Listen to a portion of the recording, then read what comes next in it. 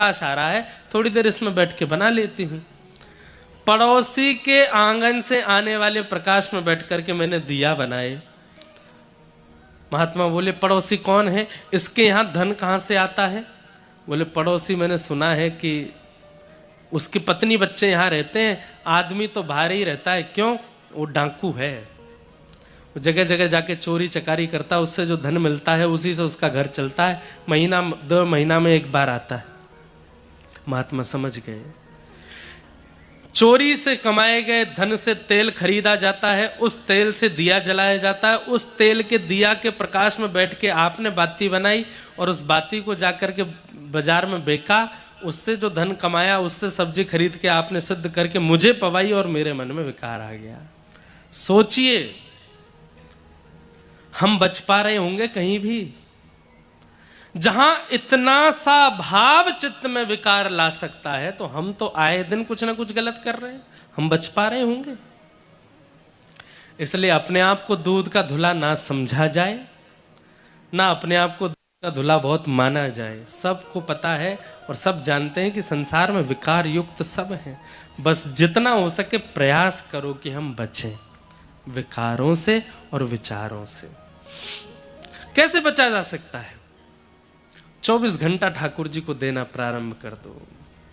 कृष्ण मन कृष्ण तन कृष्ण ही हमारो धन। आज सुबह सुबह एक पंक्ति में पढ़ रहा था, किन की पंक्ति है मुझे नहीं पता, पर ये पंक्तियां बहुत सुंदर थी।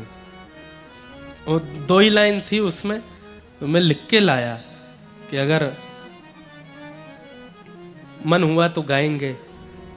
अरे मन समल समल पग धरिए, अरे मन संभल संभल, इस जग में नहीं अपना कोई। और अगली बात तो इतनी सुंदर है, परछाई सो डरिए, परछाई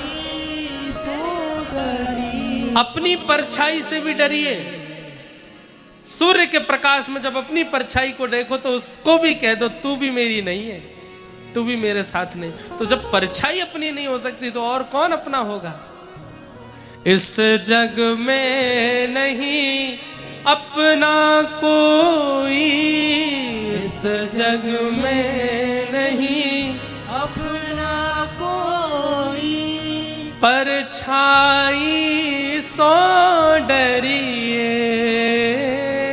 परछाई सो डरिए, अरे मन संभल संभल पग धरिए, अरे मन संभल संभल पग धरिए। दौलत शौहरत कुटुंब कबीला, दौलत शौहरत कुटुंब कबीला, इन सोने कबहु न करिए, इन सोने कबहु न करिए। तो फिर राम नाम सुख धाम जगत में, राम नाम सुख धाम जगत में, हे राम नाम सुख धाम जगत में, राम नाम सुख धाम जगत में, सुमिर सुमिर भव तरिए, रे मन संभल संभल पग धरिए, रे मन संभल संभल पग। राम नाम सुख धाम जगत में, राम नाम धाम जगत में, सुमिर सुमिर भव तरिए, सुमिर सुमिर भव तरिए, अरे मन संभल संभल पग धरिए, रे मन संभल संभल पग धरिए, ओ रे मन संभल संभल पग धरिए, रे मन संभल संभल पग धरिए।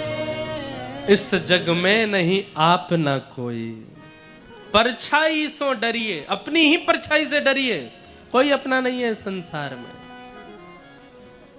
दौलत शौरत कुटुंब कबीला इनसो नेह कबहू नहीं करिए, राम नाम सुख धाम जगत में सुमिरन कर भव तरिए, रे मन संभल संभल पग धरिए, रे मन संभल संभल। एक बात कहें बंधुओं, रोज पढ़ा कीजिए, कुछ ना कुछ पढ़ा कीजिए, और कुछ ऐसा पढ़िए जो आपको सिखाता हो। मैंने अनुभव किया है, आप दुखी रहना कम हो जाएगा, आपका दुख जीवन में नहीं आएगा ऐसा नहीं है, दुख तो आएगा, पर दुखी होना थोड़ा कम हो जाएगा अगर आप कुछ नित्य पढ़ते हैं तो। हमने कुछ समय से नियम बना लिया, हम रोज पढ़ते हैं कुछ। अब हम तो पढ़ते भी ऐसा है कि जो कुछ ना कुछ सिखाता ही है, ऐसा ही पढ़ना चाहिए। भक्तमाल जी पढ़ो, भागवत जी पढ़ो, रामायण पढ़ो, मानस पढ़ो, कभी किसी भक्त का चरित्र पढ़ो, जीवन गाथा पढ़ो, बहुत समझाता है। संसार की वस्तु पढ़ोगे तो संसार में और कैसे रमना है ये सिखाया जाएगा। किसी भक्त का चरित्र पढ़ोगे या भगवत वार्ताएं पढ़ोगे तो इस संसार से कैसे संभलना है, बचना है, ये सिखाया जाएगा। नित्य पढ़ो। निर्मत्सराणाम सताम, मात्सर्य दोष सबसे बड़ा दोष है, इससे बचने का प्रयास करो। विषय अधिकारी। अब तीसरी बात आती है संबंध। भागवत जी हमारा किससे संबंध कराती हैं? तब कहते हैं वैद्यम वास्तवमत्र वस्तु शिवदम। कथा सुनने के बाद ठाकुर जी से संबंध हो जाता है, ठाकुर जी कोई अपने से लगने लगते हैं। आप संबंध मत बनाइए, आप ठाकुर जी को लाला मत मानो, आप ठाकुर जी को बेटा मत मानो, आप ठाकुर जी को भैया मत मानो। ठाकुर जी को अधिकार दीजिए कि आप जो चाहो वो मुझे मान लीजिए। ठाकुर जी को अधिकार दीजिए, हे नाथ आप जो चाहो उस संबंध में मुझे स्वीकार करो। आज ही ठाकुर जी से कह दो हम आपके कौन हैं, ये आप ही हमें बताओ, देखना ठाकुर जी बताएंगे। और नित्य पूछो ठाकुर जी हम आपके कौन हैं। अगर भक्त भी हो तो भी ठाकुर जी बता देंगे। या तो किसी जैसे क्या होगा आप सुनिएगा, ठाकुर जी से कहो ठाकुर जी हम आपके कौन हैं हमें बताओ। उसी के भाव से नित्य भजन करो, ठाकुर जी हमें बताओ हम आपके कौन हैं। नित्य इसी भाव से नाम जप करो, इसी भाव से कथा सुनो, इसी भाव से 7 महीना 1 साल जब बीत जाएगा ना तो ठाकुर जी सांकेतिक रूप से बताएंगे कि आप कौन हो। 2 संकेत विशेष हैं, उनमें पहला संकेत क्या है? पहला संकेत तो ये कि स्वप्न में ठाकुर जी अनुभव करके बता देंगे। स्वप्न में ठाकुर जी उसी संबंध से आपको संबोधित कर देंगे। या तो आपको बोल देंगे अरे मेरे भैया, तो भैया कह के मानो ठाकुर जी कह रहे हैं वो आपके छोटे भाई हैं। मेरी मैया, मैया कह दें तो समझ जाओ ठाकुर जी कह रहे हैं मैं लाला हूं। ठाकुर जी कहते हैं बाबा तो समझो आप पिता हैं, वो पुत्र हैं। ठाकुर जी कहते हैं सखा तो समझो कि, और कहेंगे नहीं तो कई बार चित्रण दिखने लगेगा। मानो सुदामा चरित्र स्वप्न में दिख रहा है, श्री सुदामा जी के गले में गलवैया डाले ठाकुर जी जा रहे हैं, यह भी एक संकेत है। ठाकुर जी आपको बता रहे हैं वो आपके सखा हैं। गोपियों के संग रास विहार स्वप्न में दिख रहा है तो समझो ठाकुर जी कह रहे हैं तुम प्रियतमा हो, मैं तुम्हारा प्रियतम हूं।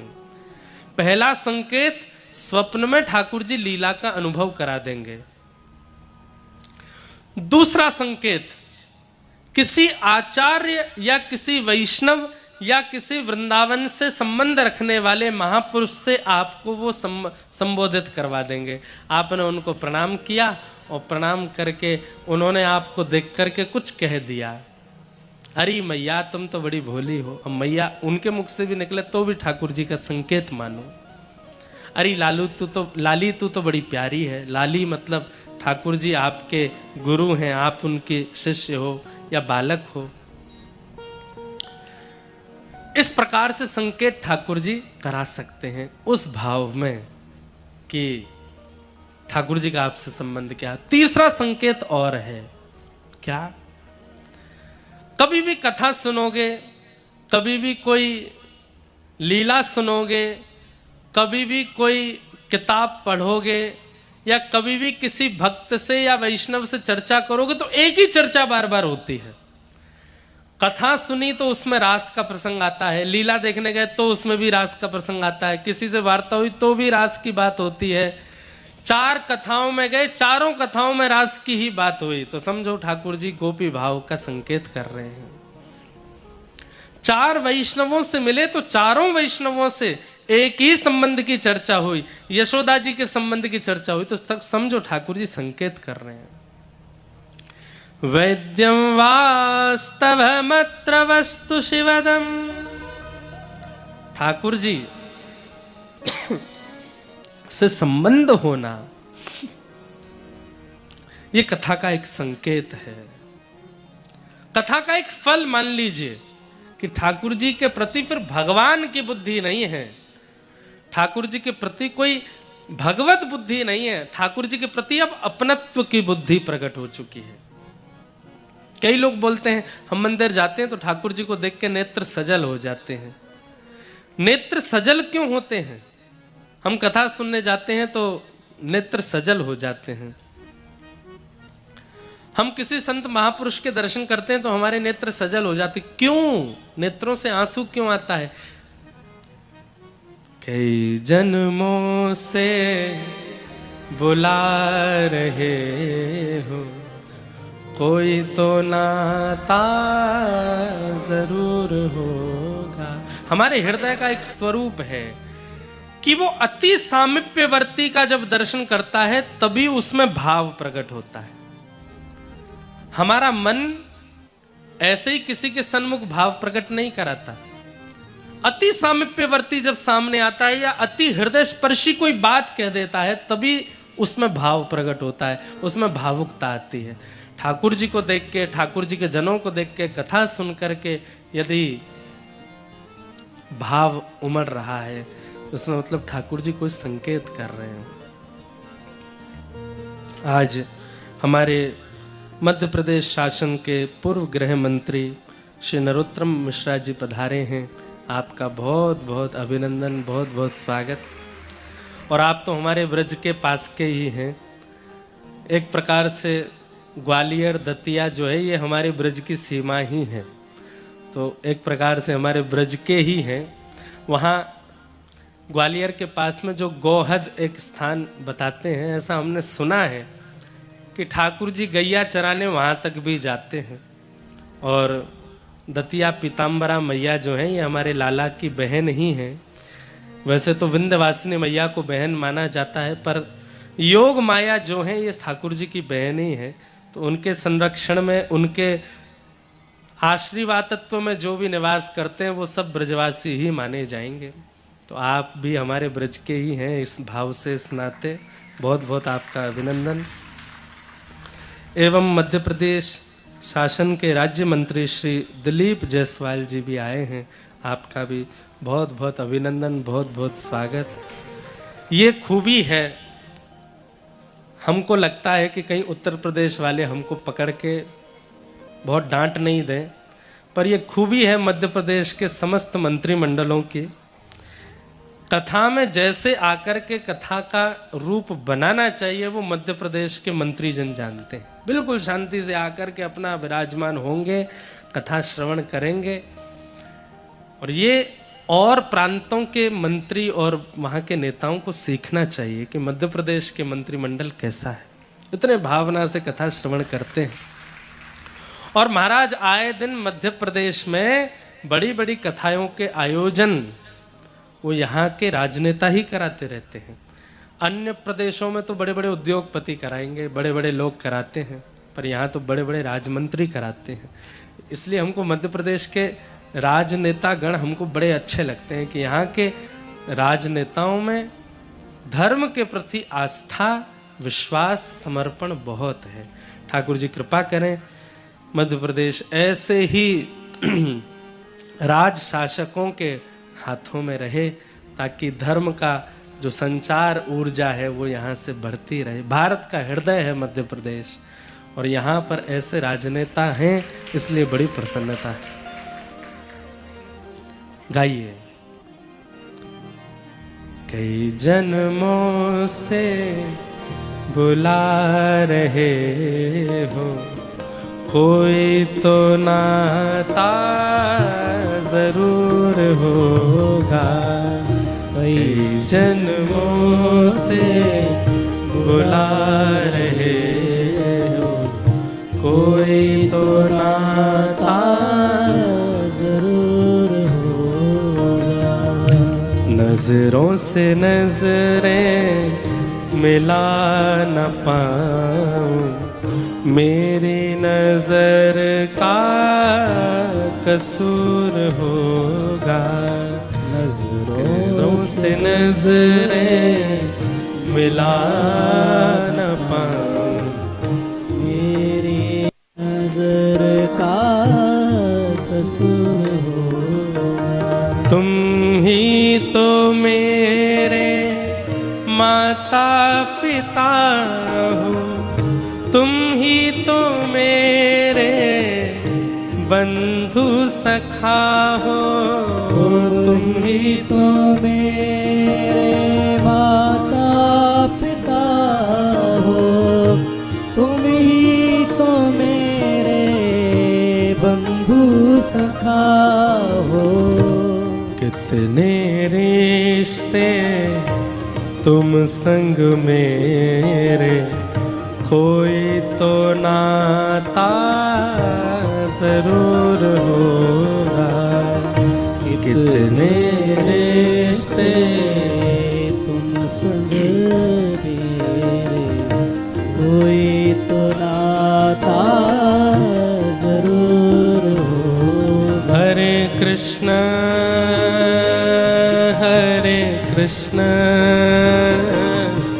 कृष्ण कृष्ण हरे हरे, हरे राम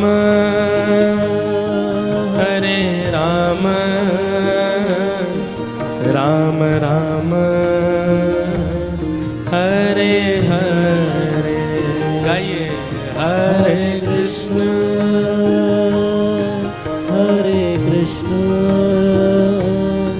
कृष्ण कृष्ण हरे हरे, हरे राम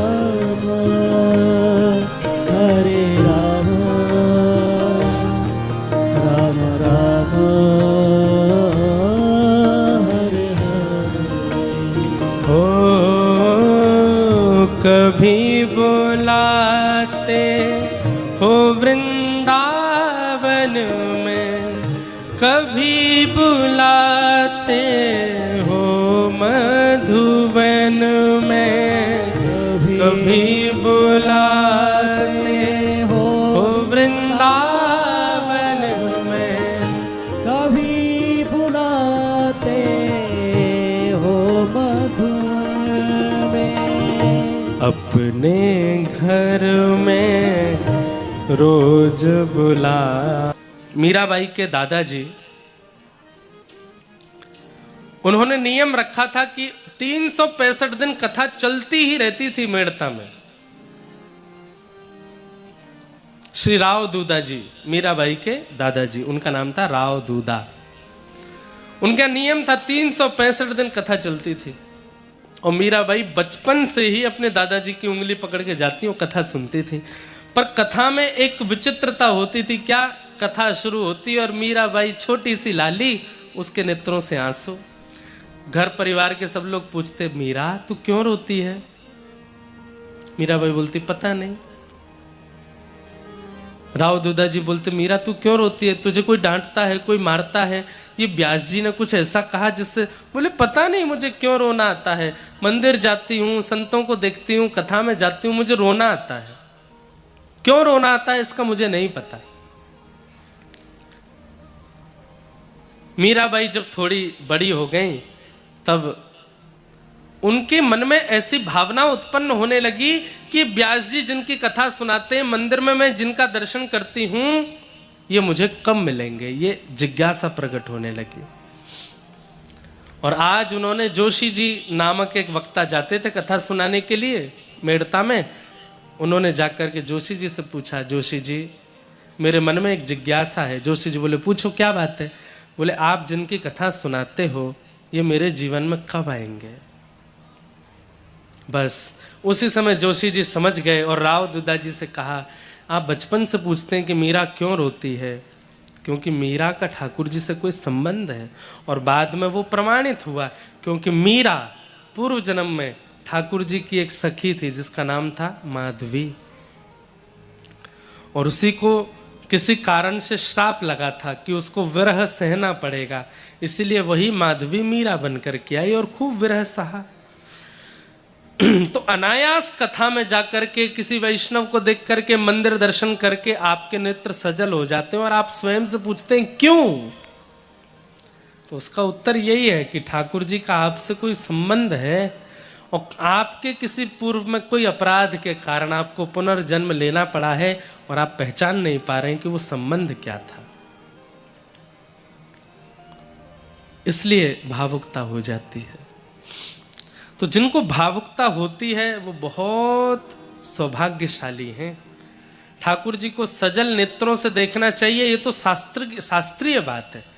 सूखे नेत्रों से ठाकुर जी का दर्शन नहीं करना चाहिए। इसीलिए जगन्नाथपुरी में आज भी नियम है, कपूर पीस करके पुजारी रखते हैं, जैसे आप सामने जाते हो तो ऐसे कपूर लगा देते हैं आपकी आंखों में, अपने आप आपकी आंख जो है थोड़ी सजल हो जाती है।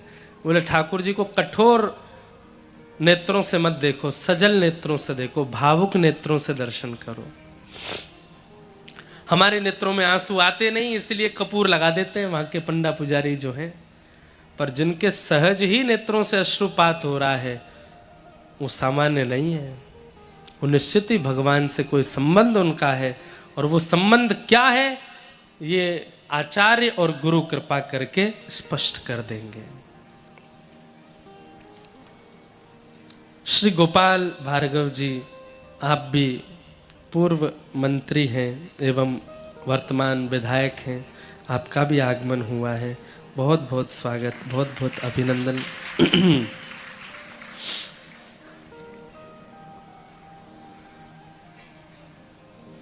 निगम कल्पतरोर्गलितं फलम् सुखादमितद्रव संयुतं पिबत भागवतं रसमालयं मुहुर्हो रसिका भुवि भावुकाः। बहुत सुंदर श्लोक है, भागवत जी का तीसरा श्लोक। निगम कहते हैं वेद को, चारों वेदों के समूह को निगम कहते हैं। जैसे कई बार आप लोग आरती में भी गाते हैं आगम निगम, तो निगम का मतलब क्या है? ऋग्वेद, यजुर्वेद, सामवेद, अथर्ववेदों के समूह को निगम कहते हैं।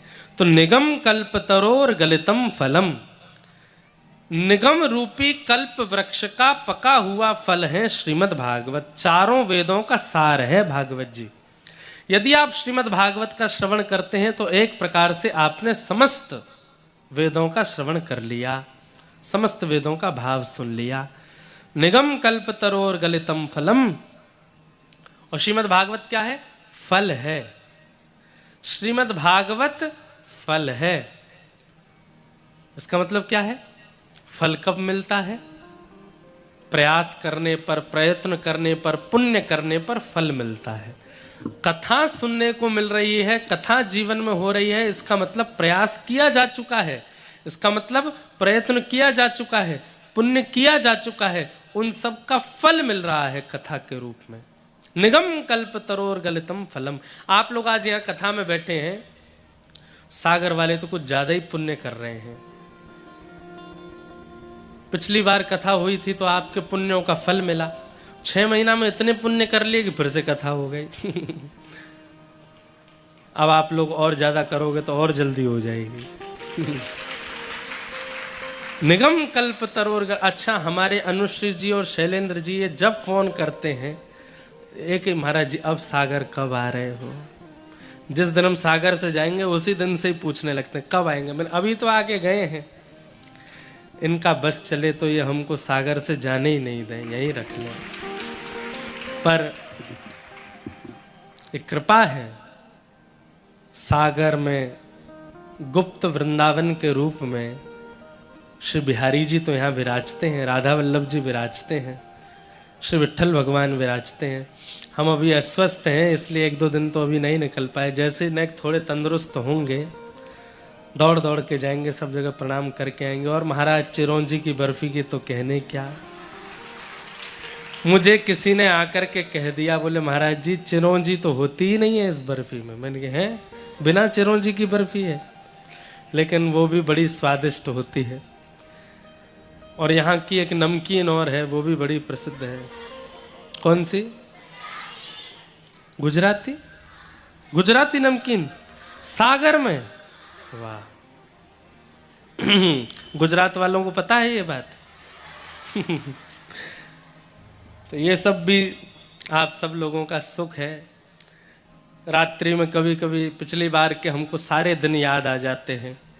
रात्रि में चूल्हे पर भोजन किया था, बढ़िया बढ़िया। यहाँ की एक वस्तु हमको बड़ी पसंद आई, वो अब उसका नाम तो हमको नहीं पता। भोजन के साथ में तिल का कुछ खाते हैं। तिल की एक क्या है,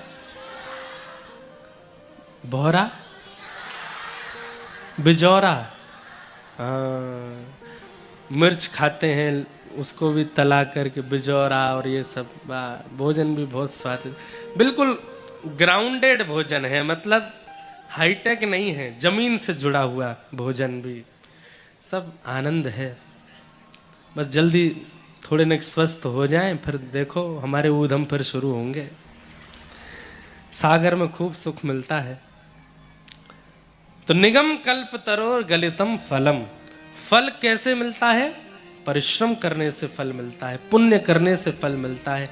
कथा पुण्य नहीं है, कथा परिश्रम नहीं है, कथा फल है। कथा का होना फल की प्राप्ति होने के समान है। फल से कभी फल नहीं मांगा जाता। बीज बोया जाता है, बीज से फल मांगा जाता है। बीज से वृक्ष प्रकट होता है, वृक्ष से फल मांगा जाता है। वृक्ष से पत्ते प्रकट होते हैं, पत्तों से फल मांगा जाता है। फिर जब फल प्रकट हो जाता है, फल से फल नहीं मांगा जाता, फल से तो रस मांगा जाता है। फल से तो भूख की निवृत्ति मांगी जाती है, क्षुधा की निवृत्ति मांगी जाती है। फल क्या करता है? फल रस देता है और भूख को शांत करता है। फल शांति प्रदान करता है। फल से तो शांति की प्राप्ति की जाती है, और श्रीमद् भागवत फल है। इसलिए कथा से फल मत मांगो, कथा से शांति मांगो, कथा से शुद्धता मांगो, कथा से रस मांगो। अन्य फलों से रस मांगोगे तो रस मिलेगा, लेकिन श्रीमद् भागवत से रस मांगोगे तो रास राशेश्वर मिलेगा। रास राशेश्वर कौन है? ठाकुर जी है।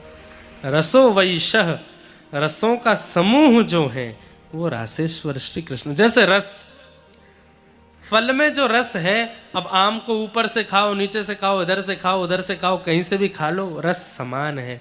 ऐसे श्रीमद् भागवत में भी रस है, और वो रस कौन है? रासेश्वर श्री कृष्ण रस है, प्रेम रस है।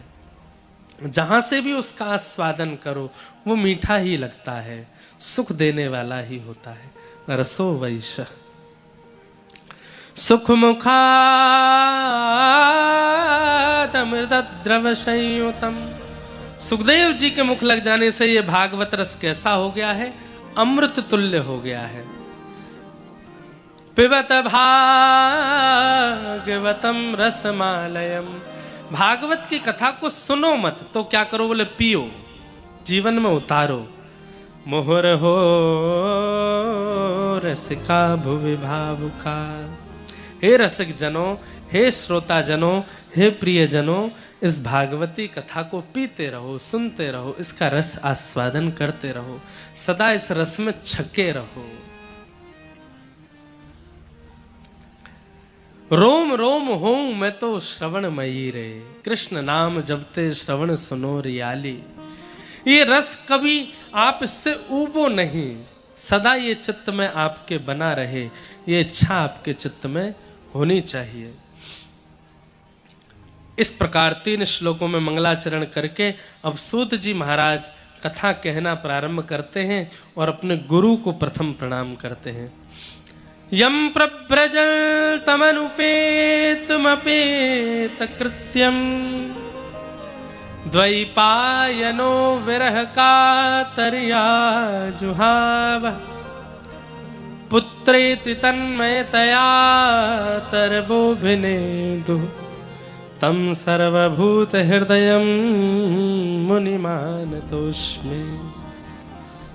अपने गुरु को प्रणाम किया और गुरु प्रणाम करने के बाद अब यहां से कथा कहना शुरू करते। बंधुओं, किसी भी कार्य के प्रारंभ में और हर दिन प्रारंभ में, हर दिन के प्रारंभ में अपने गुरु का स्मरण करो और गुरु से एक ही प्रार्थना करो, हे गुरुदेव, आज इस दिन में मुझसे कोई असद क्रिया ना बने, ऐसी रक्षा आप मेरी करना, अभिमान मुझ में ना आवे, ये रक्षा मेरी करना। नित्य अपने गुरु का स्मरण करके जब व्यक्ति कार्य में रत होता है, उस व्यक्ति से कोई अशद क्रिया नहीं बनती। फिर आप बिना गुरु स्मरण करे यदि अपने दिन का प्रारंभ और अपने जीवन में आगे बढ़ते हैं तो आपसे कुछ ना कुछ गलतियां और असद क्रिया होती ही हैं। इसलिए गुरु स्मृति नित्य रखो। आपको हमारे गुरु नहीं है तो जिनके गुरु नहीं है वो क्या करें? 2 बातें। पहली, जगत गुरु कौन है? श्री कृष्ण जगत गुरु हैं। और दूसरी बात, जिनसे भी जीवन में कुछ सुधार आया है उनको गुरु रूप में मान करके उनको वंदन करो, उनको नमन करके जीवन का प्रारंभ करो। गुरु स्मरण करने से कार्य लाभ होता है, कार्य शुभ होता है, शुद्ध होता है। गुरु प्रणाम करके सूत जी महाराज अब कथा कहना प्रारंभ करते हैं और सबसे पहली बात क्या कहते हैं? धर्मस्वनिष्ठितः पुंसाम विश्वक्सेन कथासु यः नोत्पादयेदधिरतिं श्रम एव हि केवलम्। बहुत ध्यान से सुनिएगा, कितनी अच्छी बात। आपने एकादशी के साल भर व्रत किए, आपने सोमवार के व्रत किए, आपने चारों धाम की यात्रा की, आपने संत भोजन किए, आपने कथाएं सुनी, आपने तीर्थ यात्राएं की, आपने नदियों में स्नान किया, आपने श्रावण, पूरे श्रावण शंकर जी की आराधना की, नवरात्रि की। इन सब का फलादेश क्या प्राप्त हुआ? और इन सबको ठाकुर जी ने स्वीकार किया, इसका प्रमाण क्या है आपके पास? आपने जाकर के अपनी अर्चना निवेदित की पर ठाकुर जी ने उसको स्वीकार किया, अंगीकार किया, इसका आपके पास में प्रमाण क्या है? तब यहां पर कहते हैं, धर्मस्वनिष्ठितः पुंसाम विश्वक्सेन कथासु यः। जब आप कथा सुनने के लिए बैठते हैं और कथा जितनी देर चलती है, एक क्षण के लिए भी आपका मन इधर उधर व्याकुल नहीं होता है, तो ये इस बात का प्रमाण है, कथा में मन लगना इस बात का प्रमाण है कि साल भर की निवेदित की गई क्रिया ठाकुर जी ने स्वीकार की है। कथा में मन नहीं लग रहा, मन इधर उधर जा रहा है, पैर में दर्द हो रहा है, कमर में दर्द हो रहा है, भूख लग रही है, प्यास लग रही है, चाय की इच्छा हो रही है, मन हो रहा है कथा पूरी हो तो हम जाएं, नींद आ रही है, आदि आदि ये सब स्थितियां कथा में बनना। अरे कोई आकर के बगल में बैठ गया, पता ही नहीं चला कौन था, ऐसी स्थिति कथा में रहनी चाहिए। पर आपको प्रत्येक स्थिति का भान रहता है, पीड़ा होती है, समय का पता रहता है, सर्दी लगती है, गर्मी लगती है, पसीना आते हैं, दुखी होते हैं, तो समझो कि आपके द्वारा किए गए जितने भी भाव हैं वो ठाकुर जी ने स्वीकार नहीं किए। पर कथा में एक चित्त लगा करके बैठे और ऐसे निवृत्त होकर के कथा श्रवण करने लगे कि भूल गए कि 4 घंटे व्यतीत हो गए हैं। समझो आपके द्वारा प्रदान की गई समस्त क्रिया ठाकुर जी ने स्वीकार की और ठाकुर जी उससे प्रसन्न है, तभी कथा में चित्त लगता है। कथा में चित्त लगने का मतलब क्या है? ठाकुर जी चाहते हैं कि आप अपना कल्याण करो और कथा में चित्त ना लगने का मतलब क्या, ठाकुर जी चाहते हैं भैया ये संसार कैसे चलेगा, लगे रहो संसार में, ज़्यादा मन मत लगाओ कथा में। क्यों? मन कथा में नहीं लगेगा तो संसार के विषय विकार बनेंगे तो बढ़िया है। ठाकुर जी को संसार की भी चिंता होती है कभी कभी। अब कभी एक कथा आती है, ध्यान से सुनिएगा। हमारे दक्षिण भारत में एक आचार्य